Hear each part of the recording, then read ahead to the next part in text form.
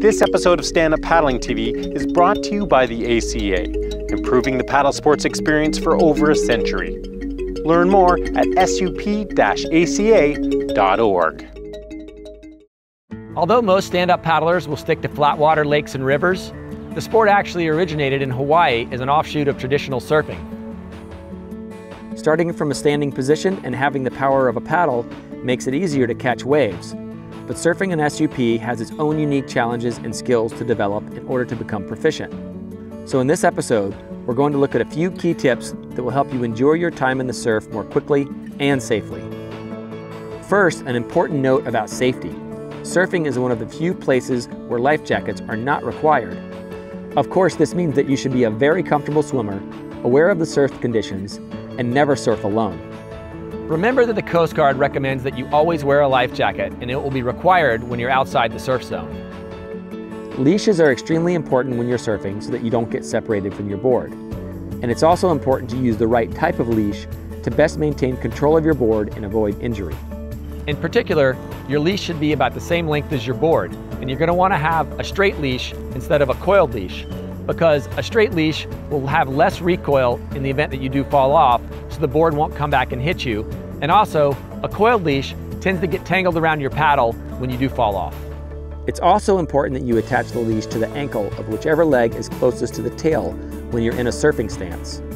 When it comes to the surfing itself, until you're a competent surfer, you need to practice in areas without other surfers, swimmers, or waders close by, because an out-of-control board can really hurt someone. The ideal place to learn to surf is an open, sandy beach with small 1 to 2 foot waves that break slowly out from shore and don't just dump on the beach. It's also ideal to have a spot that gets light offshore winds, which means the wind is blowing from the land towards the water. This keeps the waves smooth and predictable. So now that you've found the right spot, there are going to be 3 distinct challenges for learning to surf on your stand-up paddleboard. The first challenge is launching and paddling past the breaking waves. The second is learning to catch the wave, and the third is actually surfing the wave. But in this video, we're going to stay focused on the basics of how to actually catch and surf a wave. The key to catching a wave is first, being in the right position, and second, committing to the wave you select.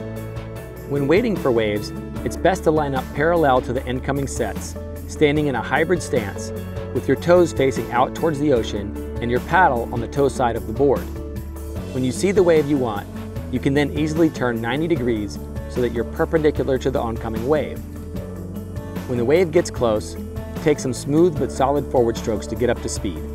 If you timed it right, after about 4 or 5 strokes, the wave should reach you and start to pick up the tail of your board. At this point, it's crucial that you lean forward to get established on the face of the wave. And then once you're sure you've caught the wave, you'll step back and turn your feet into a full surf stance.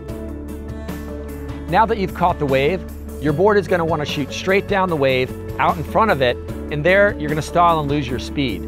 Instead, try to angle your board on the wave so that you stay in the pocket. The pocket is the spot on the wave where the breaking part of the wave meets the open green face. Most beginner riders find it easiest to angle their board so that they face the wave with their toes and hold the paddle on the toe side of the board. This may sound and look easy enough, but make no mistake, surfing is one of the most challenging sports to learn. So be patient and accept the fact that you're going to do a lot of swimming before you do much surfing.